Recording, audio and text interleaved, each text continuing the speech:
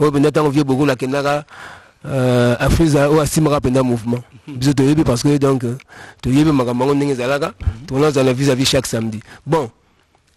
Après ça, après de belé donc tout soit rabino. Nous boira la nina les bagarreurs la compte à qui la mogrosso. Ouais. Qui la mogrosso. Alors voilà bas zonkion. Bon vieux beaucoup. Vieux pendant nous vers la vieux beaucoup en tant qu'artiste musicien. Témoignage n'y européen ça serait. Bon, le témoignage, Zali, Papa Wemba, c'est vraiment papa. Donc, c'est un comportement, il y a papa, qui est un conseil, conseil à solo quoi. N'est au vivre dans mon kili. On se comprend. Donc, tu veux que le papa n'a pas d'anaï. Donc, n'est tu vivre avec papa. Donc, paix son âme.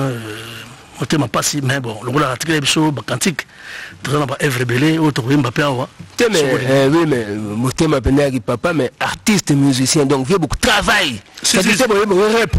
Non, non, non, ça n'est pas. On va sentir non, non. Répétition d'équipe de 8h, ti temps sur 23h. Donc à Zaliwana Azo dirigé avec Tosha Fulanka, le chef d'Abisso. Donc vraiment, côté travail, Azo des fois. Même dans le studio, tout. Donc vraiment, côté on a un chapeau. Bon, il y a bien pour Kota. Est-ce que c'est facile pour la vie? Il y a beaucoup de mentalité. Il y a bien dans le test, si même la mort, bien moi Boudagio. Tu as déjà passé dans la salle de combo. C'est la combo arrière. Victoria. C'est la combo arrière pour la bête du solo. La bête du solo, il y a Lidio Kwempa. Et vous, Lidio Kwempa va vivre la musique à Zara la Nino. Zaïko Wawa. Bata marteau qui bota. Mais si vous avez Pepe Feli à Bengala Bango, avec par exemple à Bengala. Oh, bazar productif. Mais aïe viva, j'ai beaucoup la yoki. Mais mon toit à Bengala Yekula, mais na yoki, mais ça va. Tu comprends? Il a saisi cela. Pas un temps. Donc les autres sont salariés comme moi, sont salariés comme moi. Parce que on peut demander le mot de solo mouké. Et qui tant que ça que dream team tant que moi qui dois déplacement tu dream team na badinga et simagité ngala longwa qui na va na palais na mona boye belu le va doyer kulukangai non papa ça a besoin na yo za place boye quelque part on a GB na kepe dans mon papa pour la première fois donc on a qui appelé moi si na la track na mona linkuru Mamogo solo lui mais puis le Victor rapport à l'île papa et ça a une incompréhension. Ah mais fallait pas l'envoi parce que ça la ligne n'habite pas en avant dans la palais non ça la carrière dans la solo oh mais au quoi il vivre la musique hein n'était papa en tout cas na douta quitté non ni magi Mamogo on a avec Rachid Kouba on t'a compris nga Mamogo a dû saler ma piscine vivre dans radio mkubwa abiluka na édition aux cassette ou quelques chansons pour y aller Molokai on s'en a testé nayo na jube ba cassette une semaine après na kila Molokai il a coup de master to balaki ba Al Pacino personnam Christian Lema donc tout le monde bazala ki ba poka na et puis bon il a qui en tout cas les gars Mbalamongo les Mbalamongo na saisi test la l'équipe donc Mbalamongo donc les bagarreurs via c'est là qui et puis l'équipe bozo ne peut bien de son azongi et puis na des garçons de soi qui na bossé ba comme la bango parce que va sortir et peut-être la moto de bêter c'est belé voilà c'est ça qui est bon. Ok, merci beaucoup. Alors est-ce que Tosha Fulaganda bon bête le comme on qui dans mon gros bien à base zonkion non c'est bon pena quoi c'est bon pena tu bête mais comme je mais ça c'est le bête hein bon bête en pour to ka sampaio hein bah tu peux passer dans ma palais bah mais qu'on revivre un peu le moment on a quoi bon on a évité les monde de sur les alliés sur les têtes bête bravo Cathy. Oui, ça va tout plaisir. Ok. Merci de tous. Ok, merci.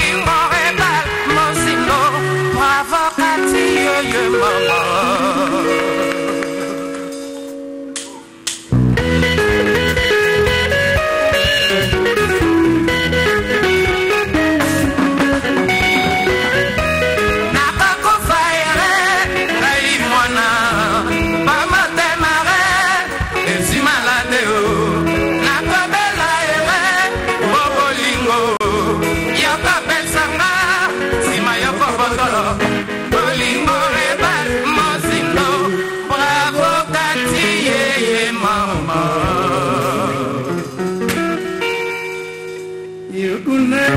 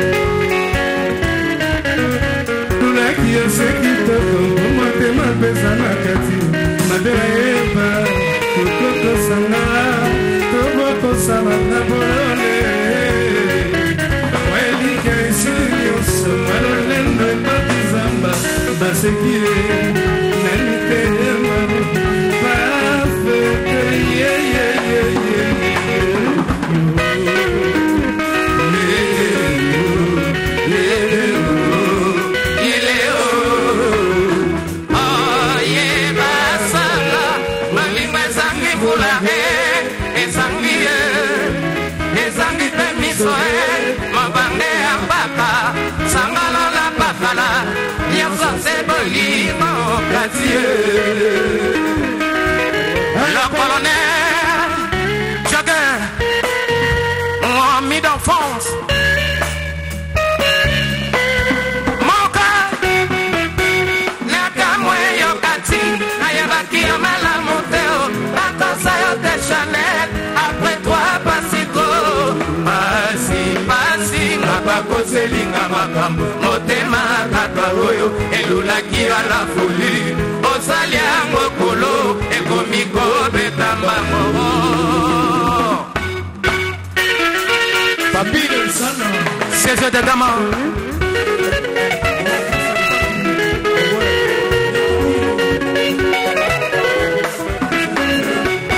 likambo ya kayo na samana na likambo boli la samotema ya salela likambo goya alingaya na samotema masikana miso ya bato Alibala kola mona ya mokena kati ya maboko Ah chérie Yale oh oh oh Dalela malikambo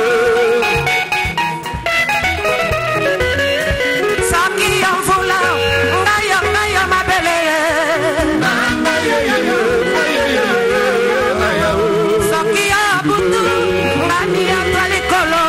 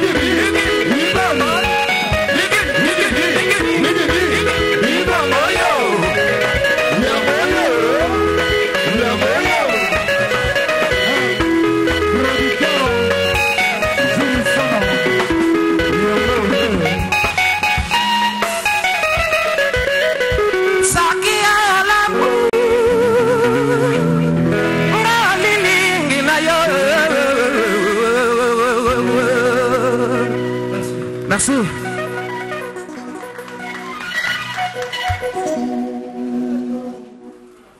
Voilà, nous venons donc de suivre là une chanson à laquelle a prépare Sampaio. Il figurait parmi les bagarreurs. C'était des jeunes chanteurs que Papa Wemba avait recrutés à l'époque parce qu'il voulait changer un peu de style et ça avait réussi. Mais Papa Wemba fait également l'expérience des chanteuses. Évidemment, les chanteuses qu'il avait recrutées peu avant sa mort n'étaient pas les premières avec qui il avait travaillé, puisque nous nous souvenons d'Emilie à l'époque. Emilie avait chanté aussi aux côtés de Papa Wemba, mais elle n'avait pas fait une longue carrière. Il y a aussi Asta Paola qui s'était illustré.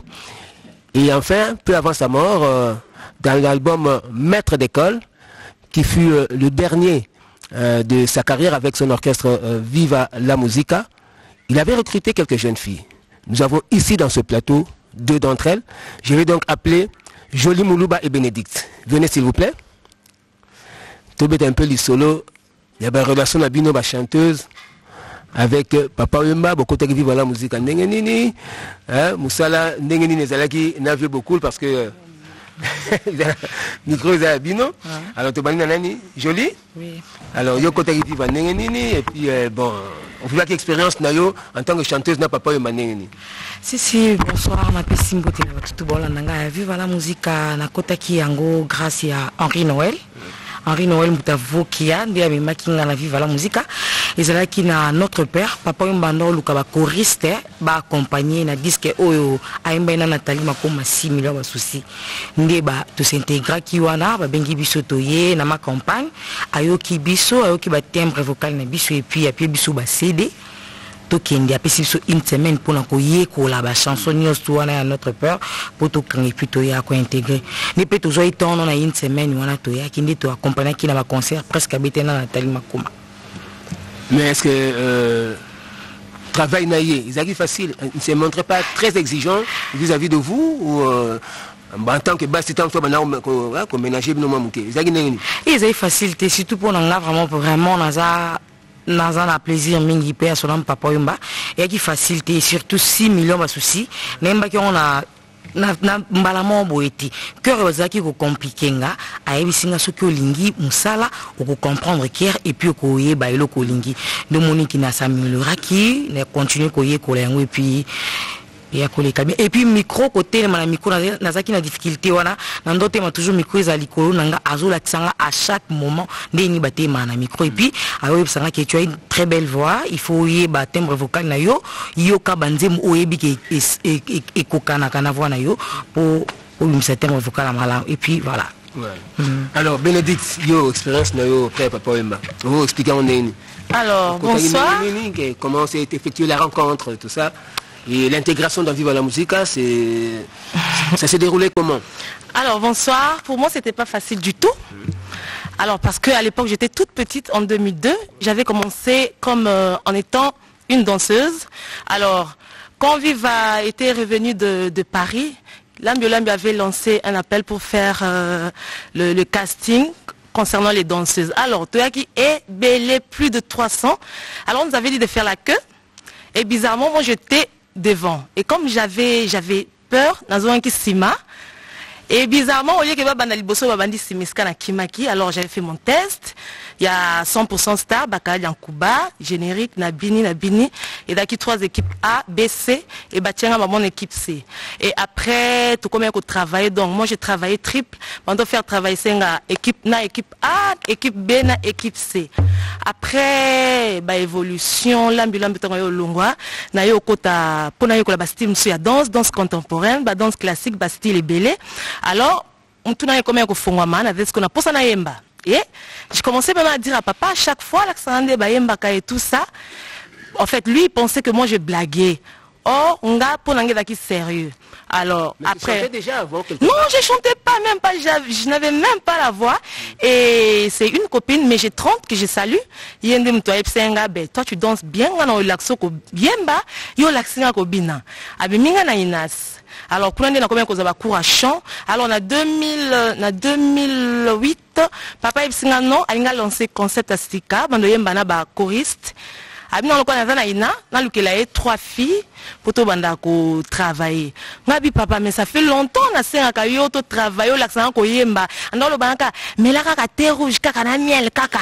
Ado lo banaka bongo. Après, na senga bi OK, nga lokona za kuna na lukelo 2 filles na ngai et ko sala 3 filles. C'est comme ça que je me suis imposée en tant que choriste. C'était pas du tout facile. J'ai tremblé comme ça parce que na routine danse, maman change, je savais même pas comment poser ma voix et à chaque fois qu'on répétait, donc voilà. Et après voilà, on est là. Donc toi tu es vraiment le produit des Papa Wemba. Oui. OK, c'est bien. Alors, Tosha Fulakanda. On propose quoi pour qu'on puisse écouter nos 2 chanteuses, Jolie Moulouba et Bénédicte? On prend quoi? Quelle chanson? Pardon? Triple option. Voilà, ça c'est une chanson que Papa Wemba avait chantée avec Barbara Kanam, si je ne me trompe, dans l'album Maître d'école.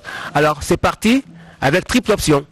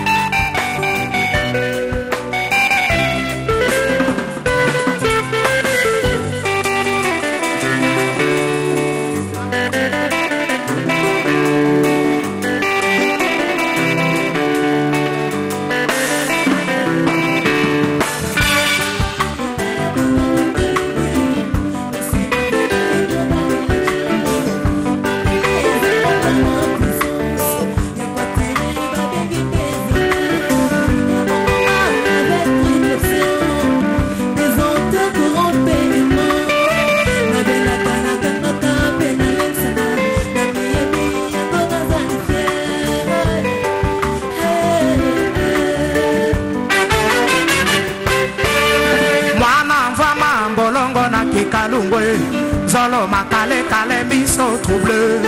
Mon premier lissa il pense que grignoté. Mécanicien s'envolait avec son table. Cora mais sur n'a comme il envahi. Ce qui n'est que y'a pas colo bon football. Bon à clin d'œil y'a pas mba mota tombe amoureux. Donc les a triple option y'a ça inao.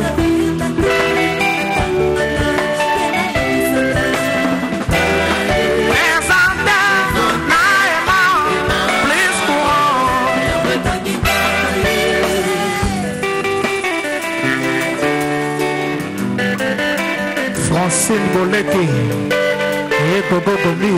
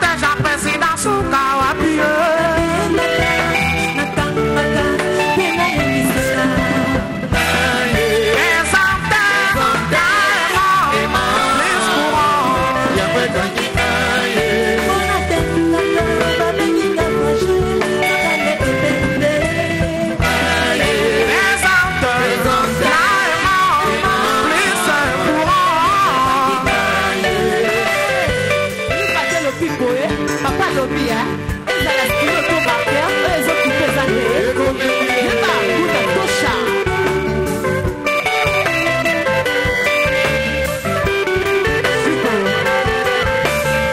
Jamais la condi ma balo bagé na bébé.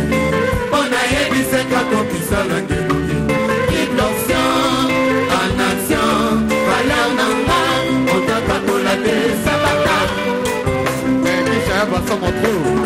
Jamais la condi ma balo bagé na bébé. On a yébi c'est qu'à compisa la guéloué.